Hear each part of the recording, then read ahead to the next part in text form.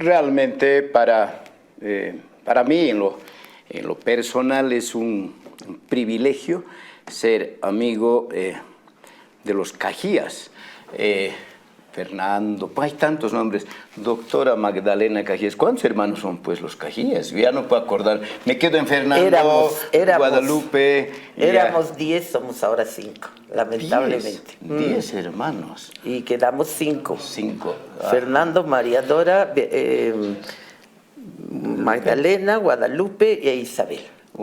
5 se fueron. Sí. Wow. Bueno, pues en estos diálogos del Bicentenario ahora nos toca hablar con la doctora Magdalena Cajías. María René, presentala pues a nuestra querida doctora. Qué gusto tenerla en esta nueva emisión de nuestro programa, doctora. Pero bueno, la presentación está sola, ¿no? Porque Magdalena Cajías de la Vega ha sido ministra de Cultura, ha sido ministra de Educación, ha estado relacionada a temas no solamente históricos de nuestro país, y es un referente porque si hablamos de la Fundación Huáscar Cajías, definitivamente además una voz oficial. Qué gusto, doctora, tenerla de verdad, y no solamente acá en territorio nacional, sino fuera de nuestras fronteras, también junto a nuestros compañeros que nos siguen cada edición de Diálogos del Bicentenario. No, realmente para mí una maravilla porque, como le decía, Luis es mi alma mater, la universidad. Voy a cumplir, yo creo, ya unos 27, 28 años de docencia y justamente en la materia de Historia de Bolivia, siglo XX, que bueno, nunca uno deja de aprender, así que no me he aburrido con todo eso. Y muy contenta de estar realmente aquí, María René, Luis, muchas gracias. Sé que este programa va a tener resonancia también con nuestros compatriotas bolivianos, pues, y saludar también a Bolivia Tierra Querida, Henry Llanos, Carmen Osorio, que están a cargo a la recepción de este programa, ahí, por allá, por el norte. Bueno, en este programa nos han pedido algunos que no nos doctoremos, dicen, no me digan doctora, no me digan licenciada, dime nomás mi nombrecito. ¿Podemos decirte Magdalena? Pero obviamente los títulos van y vienen como la plata va y viene. Magdalena querida. Sí, ¿no? Y más todavía hablar, ¿no? de una época en la que de repente, bueno, hemos estudiado mucho, conocemos mucho, pero entender esa esencia, ver hippies, minifaldas, lo que viene a ser una rebelión de la juventud, que desemboca una parte muy linda de la historia. Bueno, es la época de Acuario. Según decían en ese momento, los cielos estaban ahí juntándose para que en todas partes, ¿no es cierto?, del mundo, la juventud tome un impulso enorme. Muy cortito decirles, porque esto pocas veces se conoce, que la rebelión empieza contra los padres que han ido a la guerra, los padres que han aceptado al nazismo, que han entrado en unas luchas fratricidas tremendas, nacionalistas. Cuando hablamos de la guerra, Magdalena... De la Segunda Guerra Mundial, porque la generación del 60 son los hijos de los padres que van a la guerra, ¿no? Entonces, eso significa una ruptura tremenda generacional, porque estos jóvenes van a conocer todo lo que ha ocurrido, el Holocausto, etcétera, y van a decir, no, esto es terrible. Y nosotros vamos a ser diferentes. Libertad, paz, armonía entre los seres humanos, eso es lo importante. Y eso hay que preservar. Pero al mismo tiempo la rebelión. Y bueno, paralelamente lo mismo se está viviendo en el mundo comunista, ¿no? Que hasta ese momento había sido muy sólido, tal vez por su sistema bastante autoritario, pero vamos a tener en Checoslovaquia, en muchos lados, jóvenes también en el mundo comunista rebelándose en el mundo capitalista, y nos llega a América Latina, y nos llega a Estados Unidos, donde, terminando muy rapidito, va a venir la explosión del movimiento negro y el hipismo, ¿no? Entonces, si miras, es un contexto muy general de que la juventud empieza a tomar protagonismo, y la juventud quiere hacerse oír y plantearle a la sociedad un nuevo mundo, no solo en lo político, en la vida cotidiana, en las mujeres con el derecho a tomar la pastilla, etcétera. Es amplísimo, es un momento altamente significativo, que yo creo que tiene todavía consecuencias hasta el día de hoy. Magdalena, esa es la, digamos, podríamos hablar de la década del 60. Década del 60. Década del 60. Sí, porque la del 70 es la de la reacción, las dictaduras, etc. Y en esto tú has sido ministra de Cultura y, todo, y muchos cargos que has representado al país. Los Beatles, ¿qué rol juegan en esa época? Uno de los lugares donde más reacción hay contra los padres es Gran Bretaña, claro, donde además los jóvenes están planteando que se acabe el colonialismo, cosa que era muy difícil, ¿no? Que un inglés diga, salgámonos de Sudáfrica, salgámonos de nuestras colonias. Los jóvenes lo plantean. Y además, claro, y esto es una coincidencia, ¿no? Yeah. De que exista un grupo, no una coincidencia, siempre hay alguien capaz de representar la época. Todo es por algo. El momento, ¿no? todo es por algo. Entonces, cuando surgen mediados de los 50, los Beatles son realmente una expresión de esa nueva mirada que se quiere dar a todo. Una mirada y la manera en que actúan, el cabello largo, etcétera, ya lo sabemos muy bien, la manera de vestirse, la chompita Beatle, ¿no? Es para decir, no somos igual que ustedes. Y tocamos otro tipo de música y nuestras letras van a decir otro tipo de cosas de las que se decía antes que aparezcamos. Entonces su impacto es pues enorme, ¿no? A mí me gustan más los Rolling Stones. Me encantan los Beatles, pero los Rolling Stones son todavía más contestatarios. Y en América Latina, bueno, y esto, el impacto es en América Latina. Y en Bolivia particularmente, mira, ¿cómo se refleja? En América Latina hay dos focos, México y la Argentina. Buenos Aires específicamente, que reciben todo lo que está pasando a nivel de literatura, de los nuevos discos, de todo. Y estos irradian al resto, ¿no? Entonces, por ejemplo, yo recuerdo a mi hermano Francisco hablando de los hermanos, que él salió bachiller y se fue a hacer un curso de fotografía en Buenos Aires. Y entonces volvió y dijo, estamos retrasados en Bolivia, porque estaban los últimos discos y ¿no? Yeah. Pero en realidad no era tan así, porque nos llegaba la nueva literatura, que también estaba rompiendo esquemas, ¿no? Entonces en Bolivia sí, casi contemporáneamente se van a dar los movimientos. Por ejemplo, Woodstock, ¿no? Todo el encuentro de los músicos de rock en Woodstock, etcétera, que eso me parece 69. Y aquí, cuando todavía no hay la dictadura de Banzer, se hacía mini Woodstock, ¿no?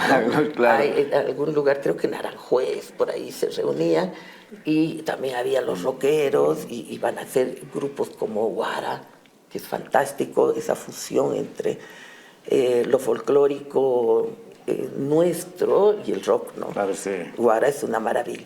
Así que nos llegaba la manera de vestir. Si uno ve las fotos de los jóvenes universitarios, hablemos de nuestro espacio, ¿no? Yeah. en los 70s, Yeah. El cabello largo, ¿no es cierto? Los lentes así redondos del estilo John Lennon. Todos querían ser John Lennon, ¿no? Y el blue jean y Claro. tal, pero con nuestra propia característica, que era la chuspa, la recuperación del lucho. Antes nadie se ponía Entonces lucho. nuestros Beatles serían los Guara, más o menos. Podría ser un poco es muy diferente, ¿no? No, obviamente. Claro, son música nuestra, Claro. pero encontrada con el Pero rock. contenido, que claro, es además claro, música, porque ¿no? Guara Es son rockeros, pues los Guara en sus inicios. Sí, pero hay otros Y de ahí- grupos como los Black Jack y todos esos Yeah. que eran más tipo rock, ¿no? Ah, ya. Sí. Magdalena, haces una apreciación, el rol en las universidades entre esta rebelión y rebeldía que ha sido muy cuestionada en su momento, e incluso gente que utilizaba nuestros espacios como Universidad Autónoma para poder hacer escuchar esa palabra de rebeldía que ha revertido parte de nuestra historia. Mira, la revolución universitaria se da en abril de 1970 y es una expresión porque hasta el 67 la universidad estaba controlada a nivel de las FULES y todo eso por la Falange Socialista Boliviana, que siempre le había hecho contra Alemenere, y en ese momento la derecha está, digamos así, ¿no? En la universidad. Pero viene la guerrilla del Che, y la guerrilla del Che impacta de tal manera que empieza el vuelco y ahí venían las peleas en el atrio. Pero, ¿no? pero haciendo un paréntesis, entre, Magdalena, sí. dices, las FURES, todo estaba manejado por la Falange Socialista Boliviana, es decir, la derecha y socialista boliviana, y se consideraba la derecha No, pues es que el nombre viene de la falange española. No claro. te olvides que los nazis también se llamaban nacionalsocialista, ¿no? No, digamos, pero ya se había probado cuál era su orientación. Sabíamos, incluso se puede decir con tintes fascistas, ¿no? Es interesante, incluso es mi pariente. Claro. Es primo hermano de mi madre, Óscar Unzaga de la Vega. Es interesante, pero es un tipo ultra radical en su nacionalismo y tal. Entonces, la universidad es un lugar que además hay más gente, ¿no? Ahorita la verdad no podría decir cuántos eran en los 70. No es mucho, pero es más que en los 50. Un importante número, ¿no? claro. Un importante número, muchos jóvenes ya de clases medias, incluso campesinos, que por ejemplo cuando nace el catarismo tenían su grupo en el comedor universitario. Una vida universitaria que muchas veces yo hablo con mis estudiantes y les digo, la identidad viene de la socialización. Si tú socializas con tu grupo, tu identidad es más fuerte. El ejemplo más grande en Bolivia han sido siempre los mineros. Vivían dentro de la mina trabajando juntos. A la salida de la mina tomaban un trago juntos. El fin de semana jugaban. Y esa es una época de alta socialización en la universidad. Los jóvenes, de acuerdo a algunos testimonios, salían de sus casas a 8 de la mañana y volvían a 8 de la noche, porque tenían clases todo el día. Claro, claro. Se quedaban, almorzaban en el comedor universitario, después veían alguna cuestión en la televisión recién inaugurada, que había una televisión en el comedor, ¿no? Desde 1969, 30 de agosto. Y tal, bueno, ¿Sí? Entonces era un alto grado de socialización y además la universidad estaba muy bien vista a la sociedad. Para muestra un botón, dos gobiernos con golpe de Estado, pero nacionalistas, digamos, que suben al poder, piden que la universidad gobierne con ellos. Alfredo Bando Candia y Juan José Torres. Pidieron a la COP y a las universidades, específicamente a la UNSA. Está en el pedido de Obando, cuando dicta el mandato popular de las Fuerzas Armadas, que lo acompañen de gente de los catedráticos y de la FUL a cogobernar. Obando Candia y Juan José Torres también. Claro. O sea, dos militares piden que sea la universidad y nosotros salíamos gritando, muera la bota militar. Claro, por supuesto, excelente, esas equivocaciones, entre comillas, porque Obando no era muy confiable. Juan José Torres más, pero Obando, sí, decían, como le decían a Obando, izquierda, derecha, adelante y atrás. 1, 2, 3, porque nadie sabía qué era, ¿no? Si era izquierda, si era derecha. ¿Cómo era izquierda? Izquierda, derecha, adelante, atrás. 1, 2, 3. Sí, Obando, bueno, era muy especial. Claro.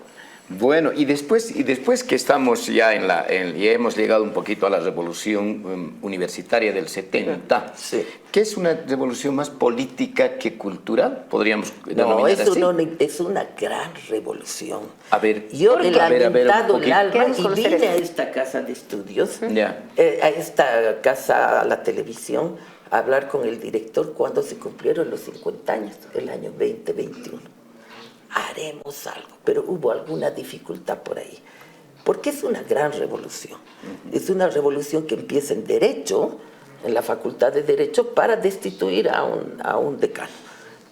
Y ahí, como siempre, algo enciende la chispa se enciende, que había pasado un poco previamente. El Ejército de Liberación Nacional, grupos como los trotskistas, los del Partido Comunista, etcétera, habían empezado a desplazar a la falange. Incluso hay anécdotas de que los falangistas hacían golpear a los izquierdistas. Y un día se juntaron todos los izquierdistas, varios de distintos partidos, y los esperaron en el atrio. Y les dieron Kellenberger, por ejemplo, entre otros, los grandes famosos falangistas, una buena paliza.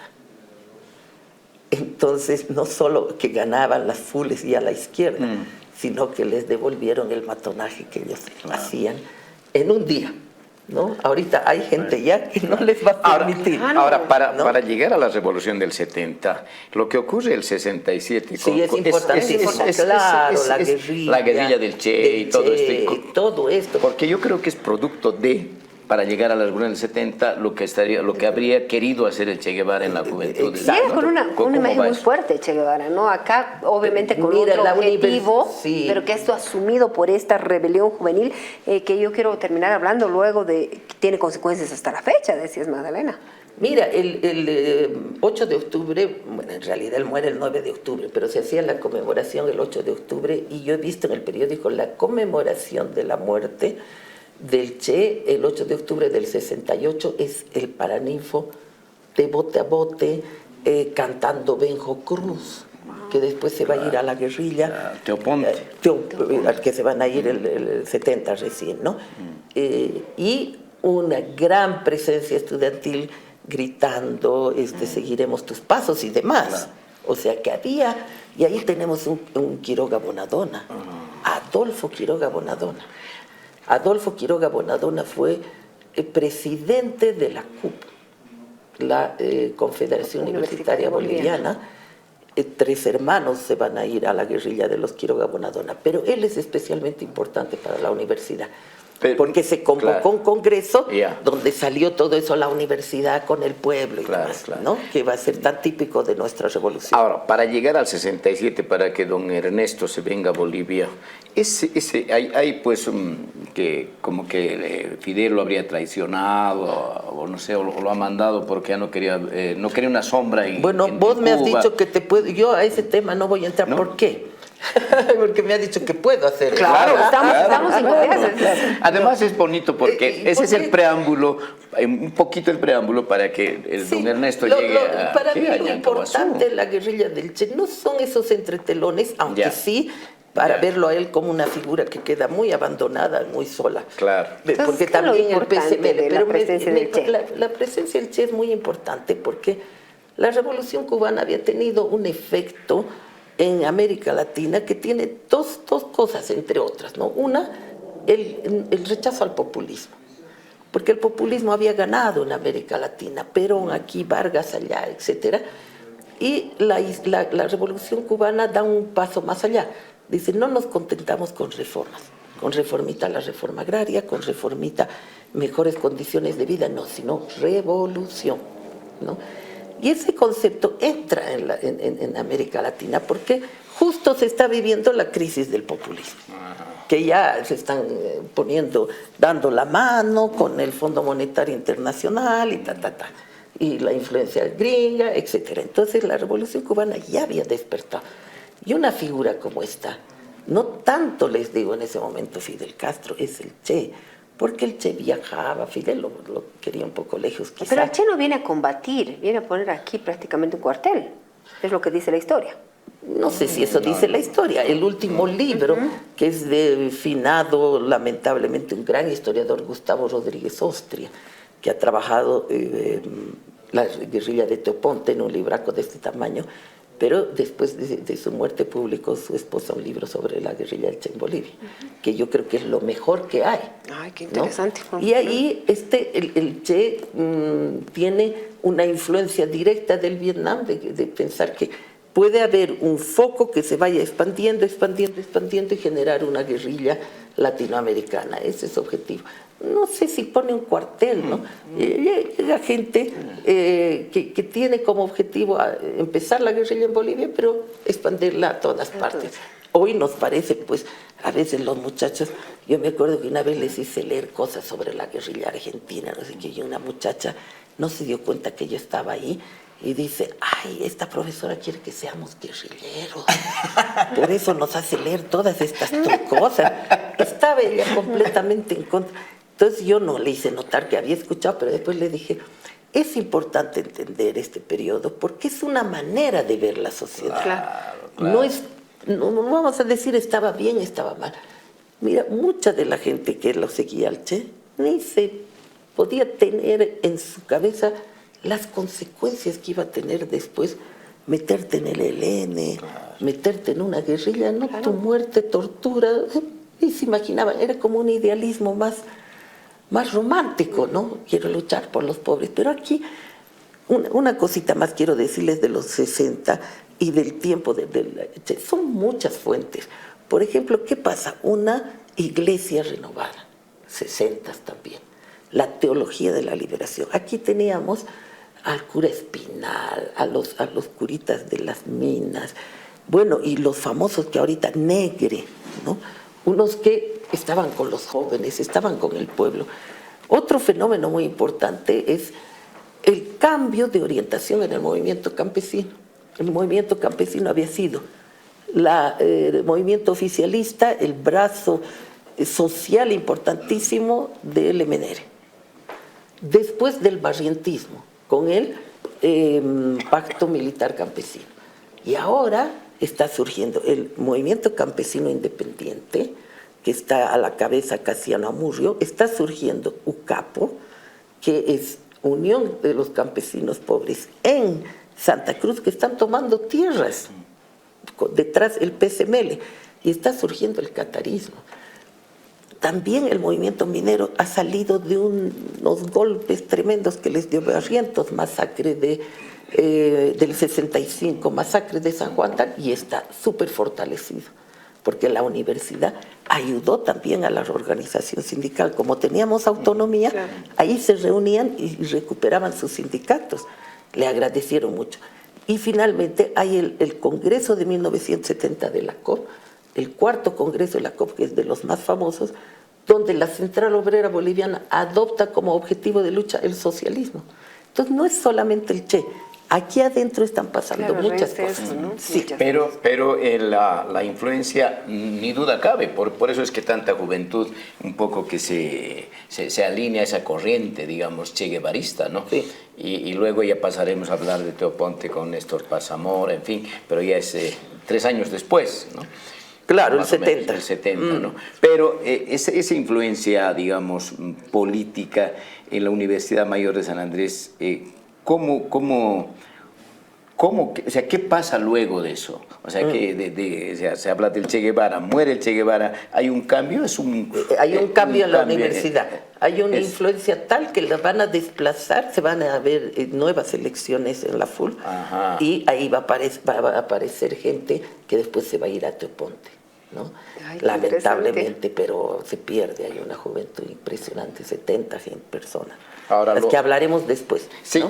Lo de Teo Ponte podemos dejarlo para la segunda parte, porque es un tema muy, muy, muy interesante. Pero podríamos cerrar con esto del 70, con la entrada de Juan José Torres, que digamos estaría ya como corolario de esta lucha de izquierda. Exactamente, el corolario, la palabra, de todos estos procesos que se están dando en el movimiento campesino, en el movimiento obrero recuperado, la COP otra vez fuerte, etcétera, es primero el golpe de Obando y mucho más importante Torres. Sí. Bueno, Juan José Torres con la... el Jotita. El Jotita.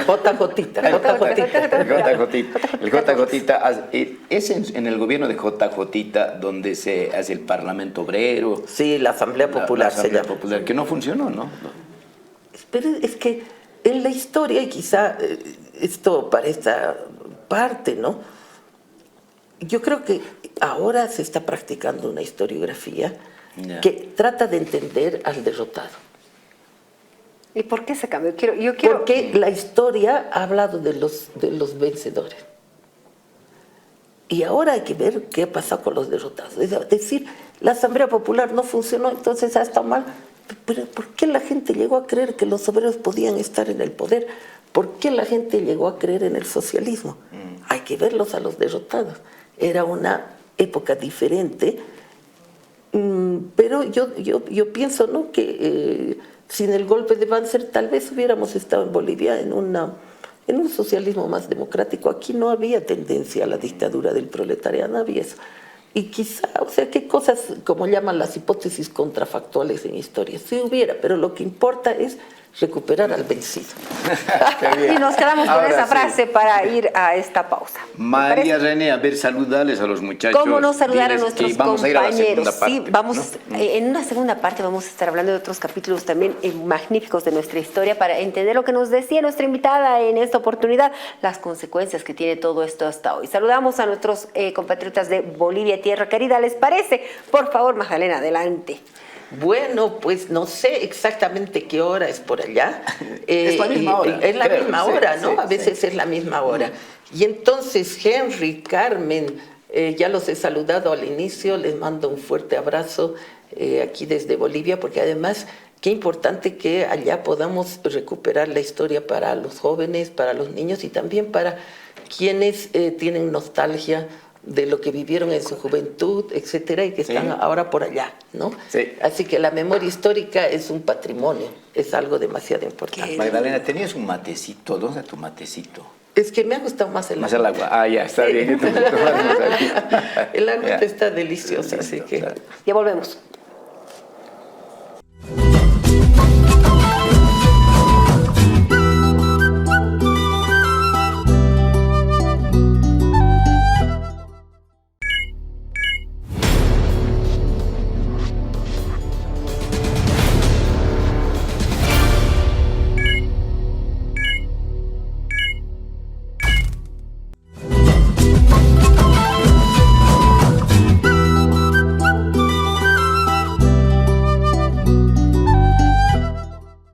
Mire, yo la verdad es que pienso que a veces puede ser redundar mucho, ¿no? Ya. Pero fíjense las tertulias de antes. Sobre un tema podría uno quedarse días enteros, ¿no? Entonces yo quiero seguir un poquito con el tema de la revolución universitaria. Es que hay cosas que se dan porque hay aires nuevos. Cuando yo decía lo de los acuarios, de lo que era la era de Acuario, puede sonar a esotérico. Pero hay como uno puede percibir, cuando estudias este periodo, puedes percibir que hay como una ola que se va transmitiendo, ¿no? Y se va haciendo ya cada vez más perceptible de cambio. Había una ola, unos aires de cambio que no solamente se dirigen al tema político, ¿ya?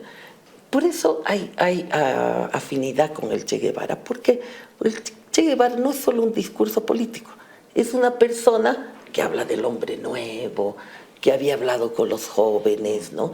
Que había tenido la capacidad de decir, yo voy a trabajar junto a los que están haciendo la cosecha del azúcar, ¿no? La caña. De la caña de azúcar. Entonces, y que se había ido al Congo a una lucha completamente perdida, ¿no? Estaba perdida esa lucha de los guerrilleros en el Congo, pero él se va. Entonces, hasta es como él mismo escribió en algún momento, que era un seguidor de Quijote, ¿no? Bueno, un Quijote, y eso también atraía, no es solo el discurso de tipo político, que si vamos a hacer una guerrilla en muchas partes, que si vamos a tomar el poder para el socialismo, ¿no? Claro. Fidel es más frío, él es más de este tipo de cosas, y su muerte es una muerte muy heroica, ¿no? Imagínense, nunca más en América Latina han cometido el error que se ha cometido con el Che, que es que todo el mundo lo vea con una cara de semicristo, haberlo lavado antes. Después te mostraban, cuando moría un guerrillero, te lo mostraban en el suelo con el pelo deshecho, ¿no? Claro, ya. Y él lo han lavado, ¿no? ¿Y qué tiene? Los ojos abiertos. Y la gente, y la barba, y sus zapatitos todos rotos, ¿no? Entonces, este es un luchador. Y eso es lo que a la gente le atrae del Che. Le atrae mucho aquí, en la Argentina, en el Uruguay, en el mundo, claro. Sí. Cuando muere en Greenwich Village, que era el centro de los hippies no eran muy politizados, hacen una gran manifestación con el rostro del Che, ¿no? Todos ahí con sus carteles, en todas partes del mundo. Ahora, aquí, ¿qué estamos viviendo? Porque nunca tenemos que creer que es una influencia externa solamente. Estamos viviendo pues el proceso de la debacle de la Revolución Nacional, que ya se ha venido abajo. La Revolución Nacional va a continuar de muchas maneras, pero en ese momento con el golpe de Barrientos, con el golpe de Barrientos se pensaba que se acabó el MNR y se acabó el proceso del nacionalismo revolucionario. Eso no va a ser así, pero en ese momento parece. hemos vivido una dictadura, la barrientista, que no es una dictadura como la de Banzer, pero sí fue durísimo con los mineros y también con el movimiento universitario, tuvo sus problemas, ¿no? Y justamente porque lo acogía el movimiento obrero, los estudiantes. Entonces, la posibilidad de una guerrilla estaba chao, porque ya él había muerto, no había más posibilidad, pero sí ese espíritu de dar tu vida por el otro, ese tipo de cosas, claro, ¿no? Ir al monte, pero hay canciones que dicen me voy al monte, como si fuera y me estoy yendo a bailar salsa, ¿no? O sea, la incitación a la juventud a que se comprometa. Esos curitas que en América Latina, en la Argentina por lo menos se los llama los curas obreros, aquí eran los curas izquierdistas, ¿no? Son de curitas que hacen trabajo en el altiplano. Creo que el Vaticano incluso los aisló, ¿no? Los aisló, pero sí. La teología de la liberación finalmente fue aceptada por el Vaticano, etcétera. Entonces, en todo este contexto va a haber dos gobiernos que van a permitir que esto florezca mejor. Muy rápidamente el de Obando. Obando es un tipo totalmente contradictorio, dicen que ha matado gente, ya ahí está. Pero se juntó con gente como Quiroga Santa Cruz, que fue su ministro, ¿no? Ahí estaba una generación que habían sido movimentistas, o en el caso de Quiroga, peor, falangista, pero que habían ya asumido una nueva visión desde la izquierda, que son René Zabaleta Mercado, Almaraz, Mario Mirán. Es una generación. Es una nueva camada, digamos, después de los Montenegro. O sea, es la nueva camada. La nueva camada autónoma, ¿no? Y además eran profesores universitarios. Claro, y hay otros que no son teóricos, pero son grandes activistas, como alguien que yo admiro, que fue del ELN y lo mató Banzer, que se llama Lisímaco Gutiérrez. Lisímaco Gutiérrez dirigía la Facultad de Arquitectura.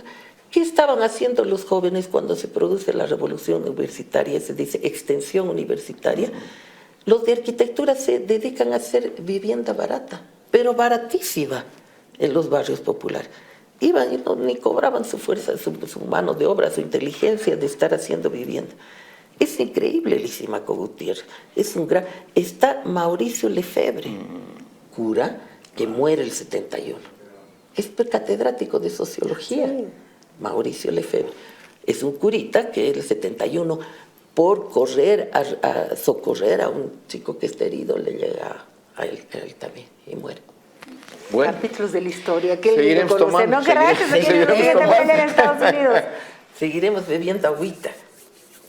Seguramente alguna de las personas que nos está oyendo sabe, ¿no? Si son sesentones, saben de todos estos personajes, ¿no? Y los que no, también los que no estamos aprendiendo. Y los que no, también aprender, ¿no? Claro, y las nuevas generaciones, como tú decías, no saben o no se interesan por la historia. Más allá de lo interesante, más allá de las muertes por el tema de la guerrilla y todo aquello, no deja de ser interesante, ¿no? Una facultad que es fantástica es medicina. De ahí salen 4 más o menos de que se van a ir a Teoponte. Medicina tiene un proceso de radicalización muy fuerte y va a ser una de las cabezas de estos cambios. Y también dijeron, el hospital de clínicas es un absoluto desastre. Así que como estaban frente a frente, iban a hacer limpieza del hospital, a ver qué faltaba, a ir al gobierno, que ponga las camas tales. Y también hacían consulta gratuita. Entonces, estos son hay uno de ellos que es Iberagüen, ¿cómo se pronuncia? ¿Cómo me voy a olvidar? Que él está en la película de San Ginés que se llama Yaguarmalco. Él está justamente de médico. Y bueno, él murió en Teoponte, pero era de estos que impulsaban, Ibargüen se pronuncia, que impulsaba que la Facultad de Medicina haga auténticamente extensión social, ¿no? Que hoy día, ¿cómo se llama eso? Extensión social. No, interacción social. Se llamaba extensión social. Y la revolución universitaria tuvo como uno de sus ejes la inserción de la universidad con el pueblo. Ese era pues el lema. La consigna. La consigna era, ¿no? O sea, con su pueblo, ¿no? Con su pueblo, la universidad con su pueblo. Y bueno, pero... Y nos amaban a la universidad. Sí. Una academia. Te decían, eres de la universidad. De la universidad era, tenías digamos, prestigio, prestigio, ¿no? Prestigio es la palabra, sí. Bueno, pero cuando hablamos de medicina, los 4 jóvenes que salen de medicina para marchar hacia Teoponte, ahí hay un líder que se llama Néstor Paz Zamora. ¿Qué puedes decir de él? Bueno, ¿qué es lo que va ocurriendo, no es cierto? Un poquitito de contexto para llegar a Néstor. Sí, empiezan a aparecer nuevos partidos políticos. Por ejemplo, esto es un poquito después de la guerrilla, nace el MIR. El MIR nace en mayo de 1971, casi con la Asamblea Popular, un poquito después de la Asamblea Popular nace el MIR. Después nace el Partido Socialista de Quiroga Santa Cruz, también en el 71. Entonces, antes de la guerrilla ya hay un cierto descontento con trotskistas y comunistas. No están, son de izquierda, pero la izquierda tradicional, ¿no? Entonces, ahora hay que crear nuevos partidos. Y nace uno, por ejemplo, que se llama Espartaco, donde va a estar el Pablo Ramos, que va a ser el primer rector de la Revolución Universitaria, Espartaco. Y había la democracia cristiana. Entonces, los jóvenes de la democracia cristiana rompen con la democracia cristiana y crean la democracia cristiana revolucionaria. Wow. Democracia cristiana revolucionaria. Estos jóvenes empiezan a acercarse a la idea de revolución armada. Imagínense, vienen del PDC, católicos, bastante conservadores, pero sí con un sentido social. Y de ahí sale Néstor Paz. ¿Quién impulsa la guerrilla? El Ejército de Liberación Nacional. Y este es un capítulo, bueno, voy a contarles que tengo un trabajo casi listo que se llama Militancias Compartidas sobre este periodo, post-guerrilla del Che, en el que solamente veo personajes sobre todo. Es una trama un poco más novelesca. Porque el ELN tiene un sobreviviente que se llama Inti Peredo, sobreviviente de la guerrilla. De los tres hermanos. El único resulta que este señor se le metió que había que continuar la guerrilla y había que hacerle en algún lado. Y tenía el apoyo de Cuba. ¿Inti era médico? No. ¿Quién? Osvaldo. Había un médico. Chato Pérez, que es el que entra a Teoponte. Entonces, Inti va a pedir ayuda a Cuba. Porque otro día, si ustedes tienen interés, podemos conversar sobre el escape de los sobrevivientes de la guerrilla del Che, que de eso estoy inscribiendo. Voy a terminar con la misma frase de siempre. Siempre con todos tus invitados, qué horror, pero bueno, en la segunda tanda me tocará el 20, va a haber segunda parte. Me toca el 2026 y ya lo tengo el librito. Entonces, escapan pues de la guerrilla en febrero, 2 meses después de que ha muerto el Che, 3 meses después, se van a Chile. Y ahí el INTI contacta con Cuba y Cuba les dice, bueno, vamos a apoyar una nueva guerrilla. Y se van muchos jóvenes bolivianos, eran como 100, chilenos y argentinos a formar a Cuba. Pero cuando sube, para hacerlo cortito, primero que durante el gobierno de Siles Salinas lo matan a INTI. Aquí, lo matan. Barrientos había perseguido a todos los que tuvieron algo que ver con la guerrilla. Y tenían en mente este señor que había sacado un documento diciendo volveremos a las montañas. Entonces a estos se están organizando y le pisaron los pasos.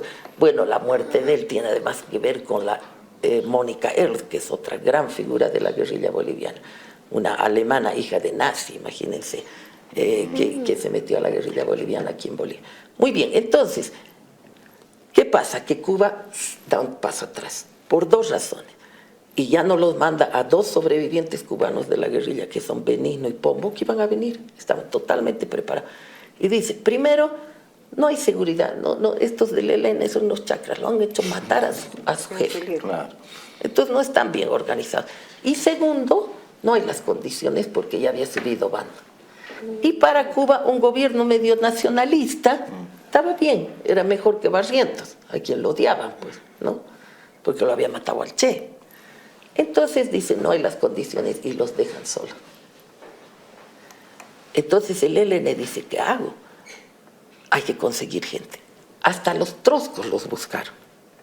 Y ahí nace un brazo armado del trotskismo que se llama Por Combate, que sí acepta un trotskista que apellida González para participar en la guerrilla de Teoponte. se los buscan a los del PSML, a todos los que se habían portado mal con el Che, ¿no? Porque el PSML, y a la de Juventud de la Democracia Cristiana, que va a ser súper importante su presencia. Pero ¿qué pasa? Como dice Gustavo Rodríguez, estos que se han formado en Cuba y han recibido 4 meses de estos, la gran parte se tira atrás cuando se entera que Cuba está en contra de que se haga una guerrilla. Solo algunos permanecen, como el Chato Peredo, hijo de su hermano, de Inti, que quiere cumplir el sueño de su hermano de volver a las montañas. Y lanzan un comunicado que se llama Volvimos a las montañas. El día que entran a la guerrilla. Entonces, la composición, con esto termino, es juventud, son 70 combatientes, se autodenominan, son jóvenes, y son, si no me equivoco, unos 12 miembros de la FUL y de la CUP. O sea, dirigencias de la universidad deciden entrar. Claro, es casi un centenario, ¿no? No, son 70, exactamente 70. Y mueren menos 5, 65. Mueren de hambre, mueren de todo. Entre esos 69, casi 70, hay también jóvenes chilenos, ¿no? 7 chilenos. 7 chilenos que pero 50 ahora se formaron. 50 chilenos se formaron. Ahora, con el antecedente... Pero ya no quisieron venir. Ahora, con el antecedente del Che Guevara, que supuestamente el Partido Comunista lo había traicionado y lo han dejado solo al Che Guevara, y por eso, bueno, y por muchas otras razones, bueno, Che Guevara muere, luego quieren repetir aquello y vuelve a ocurrir lo mismo, es decir, los dejan solos, peor, ¿no? ¿Saben qué hacen los guerrilleros de Toponte? Van a buscarlo a Mariano Bautista, que era ministro de Educación, otro gran personaje del gobierno de Obando. Ahí están los llamados guagua ministros, que era Quiroga Santa Cruz, Mariano, José Luis Roca, etcétera, que son de primer nivel, que Obando se los atrajo. Entonces está de ministro y él había hecho una campaña de alfabetización. Entonces va a la dirigencia de que se iba a meter a Toponte y le dice: queremos hacer alfabetización en el norte de La Paz. ¿Saben cómo han entrado a la guerrilla? En un camión, como alfabetizadores. Eso es claro. Entonces con sus banderitas, ¿no? Pero ese mismo día le mandan a la prensa un comunicado que dice: estamos entrando a la guerrilla. ¿Se imaginan? Claro. Un comunicado firmado Osvaldo Pérez con la lista de los integrantes. Y que al día siguiente sale en presencia en el diario. Claro. Estamos entrando para la liberación del pueblo. Al día siguiente el ejército, que había aprendido tanto en Ñaincahuazú, los empieza a perseguir.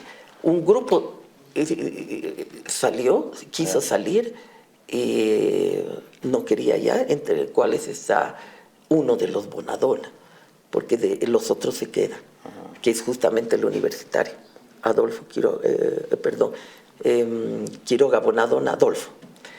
Y los encuentra el ejército y los fusilan. Eso sucede, pero... Los fusilan, eran 8. ¿Qué están haciendo aquí? No, nos queremos salir de la guerrilla. Al frente. Listo. Y Obando dijo: no me traen ni uno vivo. Claro. ¿Por qué se salvan los 5 que sobreviven? Porque sube Torres. Y Torres inmediatamente convoca una comisión, la universidad, la UNSA, no había la Organización de Derechos Humanos, pero sí gente que hacía ese tipo de trabajo, como Jimmy Salles, y van otros y los encuentran, a 5 que se salvan, que están, entre ellos el Chato Peredo. Que algunos dicen bien se había cuidado siempre. Pero bueno, ha fallecido ya Chato y bueno. Pero en ese grupo que llegan a Teoponte hay otro nombre y otro personaje que es Benjo Cruz. ¿Qué rol juega Benjo Cruz? Porque a él se lo conoce como el artista, el que canta canciones de protesta. Ese verso, ayúdame. Voy a... mi muerte... Ay, busca en el internet. Sí, a ver, busca María. Porque dice algo así como que no importa su muerte por la... Claro, Benjo Cruz era el que llenaba el Paraninfo universitario, ¿no? y cantaba, voy caminando mi vida, voy construyendo mi muerte. Consciente soy de mi suerte, me falta una, ¿no? Voy caminando mi vida, voy construyendo mi muerte. 2 minutos. Sí, es algo así. Y cantaba, pues, viva mi patria, Bolivia, ¿no? Y todas las canciones de protesta, etcétera, que pues eran extraordinariamente bien recibidas. ¿Ahí? Sí, estamos buscando. Ya. Carga. Pero bueno, no importa. Ese es el sentido de su frase. Y Benjo Cruz se fue pues con su poncho. Y decía, sí, aquí las fotos están, ¿no? Con el poncho, con todo eso. Benjo Cruz no se escapó. No, bueno, los otros no se escaparon. Querían entregarse al ejército porque se dieron cuenta que la guerrilla no iba, ¿no?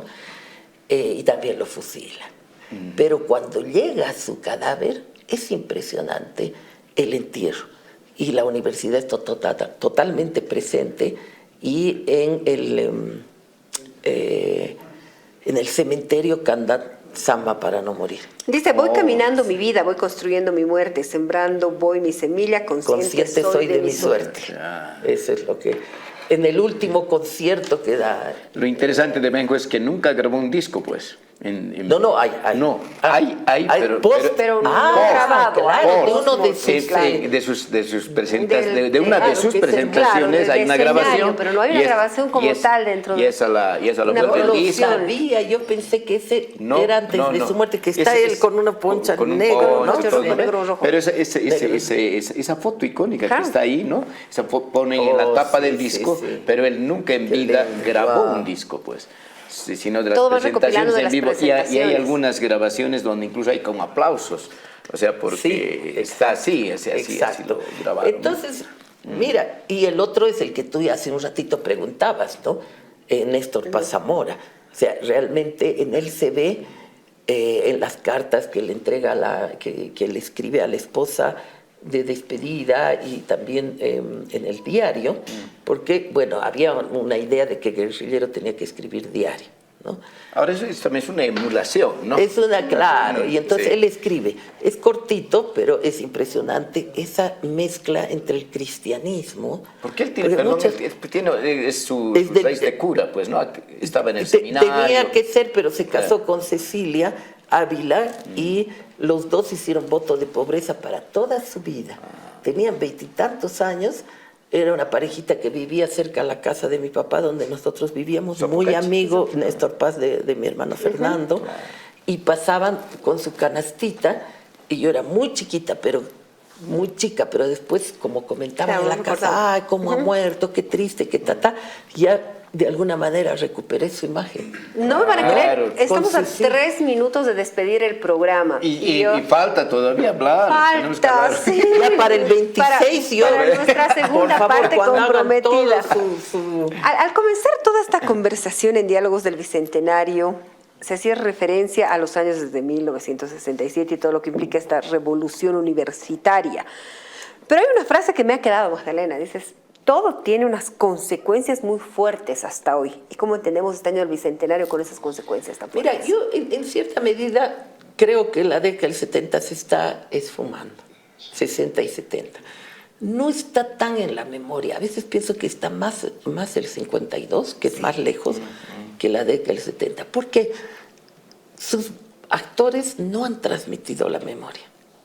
Yo he vivido 5 años en Chile, en una sociedad tan fuertemente conservadora, en una gran parte de la sociedad. La izquierda, pese a haber vivido todo lo que ha vivido, ha escrito, ha hecho videos, documental. Cualquier joven, a mí me impresionaba ver en esta última sublevación de los jóvenes con los carteles, como que aquí una marcha universitaria lleve la foto de Néstor Paz y con las fotos de los 60. Hay una memoria establecida. Yo creo que tiene consecuencias por debajo. Por ejemplo, la liberación de la mujer es de los 60, ¿no? La minifalda, esto de la libertad sexual, etcétera, es de los 60. Que había reacciones, no pueden ser así, ya. Pero ahí está. Está una empatía por el otro, bastante grande, por el campesino, por el obrero, etcétera. Entonces, yo creo que hay que hacer un trabajo en la memoria. Tal vez ya es tarde, ¿no? No creo que sea tarde, Magdalena. Pero no hemos hecho, no hemos hecho. En el Uruguay, en la Argentina, en Chile, hay una memoria de los 70 en cientos de libros, en documentales, en videos, en entrevistas, en todo lo que uno se puede imaginar. Mira, para hablar de la memoria, cuando llega la fecha de la muerte de Che Guevara, hay una romería por Valle Grande, en fin. ¿Quiénes van? La ruta la ruta del Che. Los con tu pelo blanco como tú y con mi pelo teñido como yo. Es decir, ellos van. Muy poco joven. Muy poco joven. Por eso yo digo, se va a esfumar. Se va a morir con sus actores si es que no se hace. Magdalena, pero digamos, van pocos, van, ya. Pero a Teoponte no va nadie. Nadie. Y nosotros tuvimos la suerte cuando estaba el doctor Waldo Albarracín de rector, fuimos a Teoponte. Se recuperaron documentos, cadáveres. Fuimos al develado de dos estatuas de Benjo y de Néstor Paz. Viajó pues Jaime Paz, viajó su hermana, en fin, y es interesante la plaza que están en el sitio de cadáveres que se recuperaron en la época del UDP. Y en la plaza de Teoponte está la estatua de Néstor Paz, está la de Benjo con su guitarra, y ahí está un busto del soldado desconocido, o sea, están los guerrilleros y los que combatieron contra los guerrilleros. Es interesante la plaza de Teoponte. Así que tenemos que hacer un viajecito para... No, pero con todo gusto. Para ir para hablar de estos temas tan... y recuperar la memoria histórica. La memoria histórica, sí. Bueno, gran tarea y felicidades. Gracias por la visita oportunidad que le dan a las personas de hablar un poco de esas memorias. Ese es nuestro Magdalena, compromiso. mil gracias. Y así que ya sabes, como siempre a todos nuestros invitados va a haber una segunda, una tercera. Nos vemos en una segunda parte. No, y voy a ser asiduo en ver todos sus programas y avisarles a los estudiantes. Sí, gracias. Sí, porque qué lindo hablar de la historia y conocer también estos capítulos de esa manera. Un honor. Gracias, René, gracias Luis. Así y un gran saludo a todos los cajías, que los quiero muchísimo. Gran familia, además, gran familia. Hemos llegado al final de este programa. Gracias por acompañarnos. Chao.